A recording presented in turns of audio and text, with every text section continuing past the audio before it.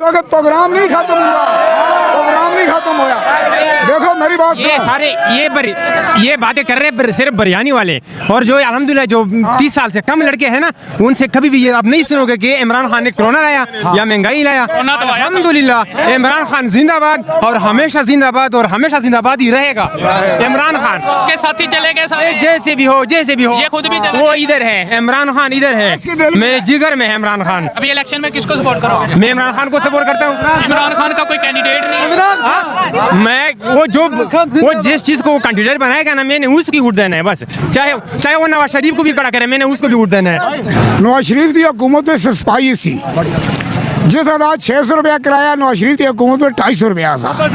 आटा चावल चीनी हर चीज सस्ती सी। तो खान साहब आ गए, वो कहने लगे मैं नया पाकिस्तान बढ़ा रहा हूँ, लोगों को ठग ठुक करके आगे पीछे फौज नाल मिल गए, बस ये वो करके